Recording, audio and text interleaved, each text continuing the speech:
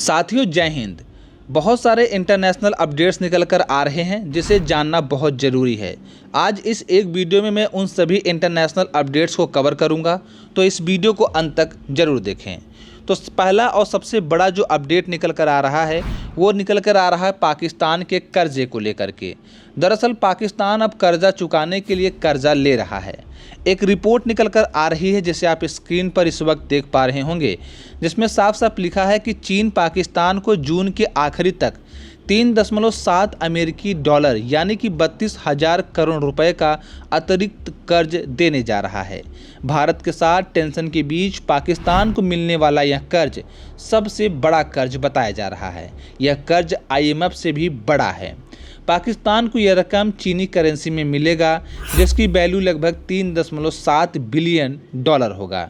यह कदम पाकिस्तान के विदेशी मुद्रा भंडार को डबल डिजिट में बढ़ाने में मदद करेगा।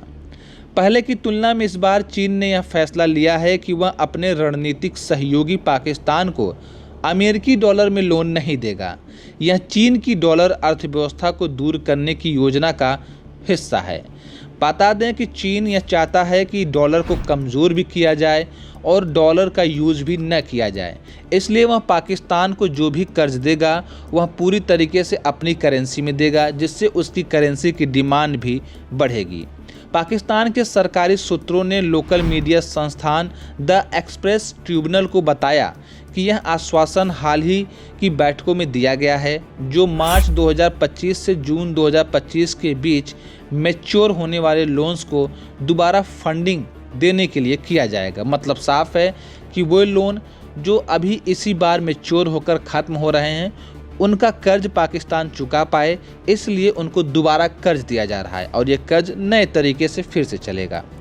पाकिस्तान ने इस साल मार्च से अप्रैल के बीच industrial and commercial bank of China से 1.3 बिलियन डॉलर का लोन 3 किस्तों में वापस कर दिया है। सरकारी सूत्रों के मुताबिक ICBC मतलब कि industrial and commercial bank of China ने पाकिस्तान से कुछ स्पष्टीकरण भी मांगे हैं। ICBC ने यह लोन 2 साल पहले फ्लोटिंग इंटरेस्ट दरों पर दिया था, जिसका इंटरेस्ट रेट लगभग 7.5% था। इस महीने IMF द्वारा 1 बिलियन डॉलर की मदद मिलने के बाद पाकिस्तान के सेंट्रल बैंक के भंडारण में लगभग 11.4 बिलियन डॉलर पर आ गए हैं। बता दें कि पाकिस्तान हमेशा से ऐसा करता आया है और अपने लोन को चुकाने के लिए दूसरों से लोन लेता आया है। अब आइए देखते हैं कि अगली कौन सी बड़ी अपडेट निकल कर आ रही है। अगली बड़ी अपडेट निकल कर आ रही है SU-57 को लेकर के। भारत SU-57 की डील को कैंसिल करना चाह रहा है। बता दें कि रिपोर्ट के मुताबिक पता यह चला है कि भारत अब पूरी तरीके से आत्मनिर्भर बनने की तरफ चल रहा है। एक रिपोर्ट के मुताबिक पता यह चला है कि भारत SU-57 की डील को इसलिए कैंसिल कर रहा है क्योंकि SU-57 की डील अगर आज कर ली जाती है और उसकी डिलीवरी शुरू होती है तो उसका पहला फाइटर जेट मिलने में करीब 4 से 5 साल का समय लगेगा और तब तक आ जाएगा सन 2030। और भारत ने जो AMCA प्रोजेक्ट आज शुरू किया है वह भी 2030 तक पूरा हो जाएगा। ऐसे में भारत ने सोचा है कि SU-57 को लेने के लिए जो हम अरबों खरबों डॉलर रुपए खर्च करेंगे, अगर उन डॉलर को हम 2 भागों में बांट दें और आधा पैसा AMCA प्रोजेक्ट के अंदर लगा दें और आधा पैसा कावेरी इंजन के प्रोजेक्ट में लगा दें, तो आने वाले 2030 तक हमारे पास 5वीं पीढ़ी का खुद का फाइटर जेट और 5वीं पीढ़ी का खुद का फाइटर जेट वाला इंजन कावेरी इंजन भी होगा, जिसकी वजह से भारत महज 1-2 सालों में मतलब कि सन 2030-32 तक 6वीं पीढ़ी का फाइटर जेट और 6वीं पीढ़ी का इंजन भी बना लेगा। इन्हीं सब चीज़ों को देखते हुए भारत ने सोचा है कि क्यों न अब इस डील को कैंसिल कर दिया जाए, क्योंकि यह डील बहुत घाटे का डील दिखाई दे रहा है। क्योंकि हमें ऑर्डर करने के बाद भी 5 साल बाद अगर कोई चीज़ मिल रहा है तो अगर हम उसे बना लेते हैं तो न सिर्फ हमारा पूरी तरीके से स्वदेशी हो जाएगा बल्कि हम दुनिया को बेच भी पाएंगे। और इन्हीं सब चीज़ों को देखते हुए SU-57 को कैंसिल करने की बात की जा रही है।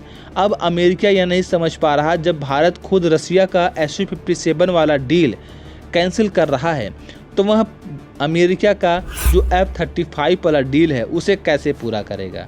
अमेरिका को कहीं न कहीं ये भरोसा था कि भारत भले ही रूस से Su-57 का डील कर रहा है, लेकिन 10-12 फाइटर जेट तो हमारे भी खरीद ही लेगा।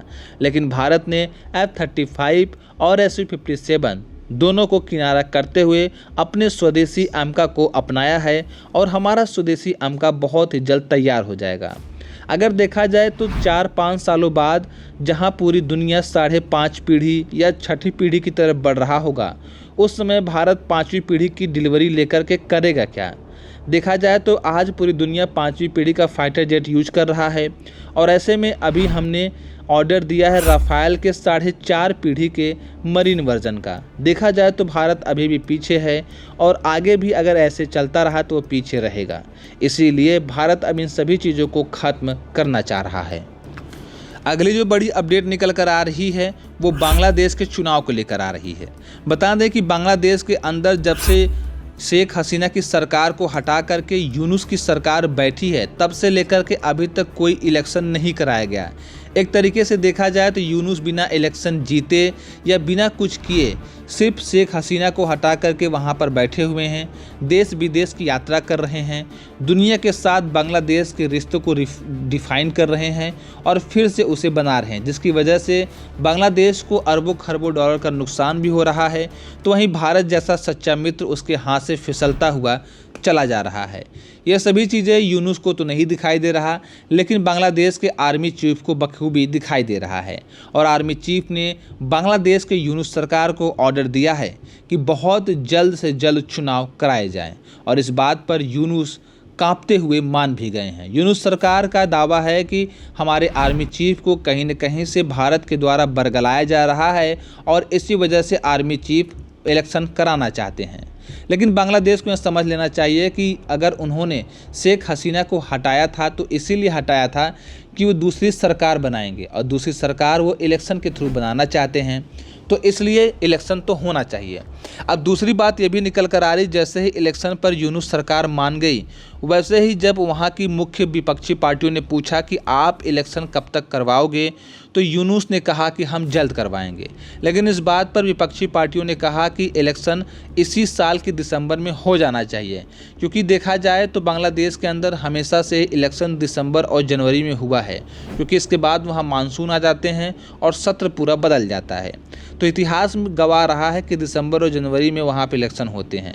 लेकिन मोहम्मद यूनुस ने कहा है कि हम दिसंबर में इलेक्शन तो नहीं करवा पाएंगे, हम जून में इलेक्शन करवाएंगे अगले साल। लेकिन वहाँ के मुख्य पार्टियों का मानना है कि ये जून में भी इलेक्शन नहीं करवाएंगे, उस समय कुछ खास चीज़ों का हवाला देकर फिर इसे उस अगले साल के दिसंबर में खींच कर ले जाएंगे। इसलिए विपक्षी पार्टियों का दावा है कि बांग्लादेश के जो फिलहाल मोहम्मद यूनुस हैं वो चाहते हैं कि हमें इलेक्शन कराने में समय मिल जाए ताकि वो इलेक्शन में धांधली करने में सफल हुए। एक तरीके से यूनुस के ऊपर भविष्य में होने वाले इलेक्शन में धांधली करने का आरोप अभी से लग चुका है।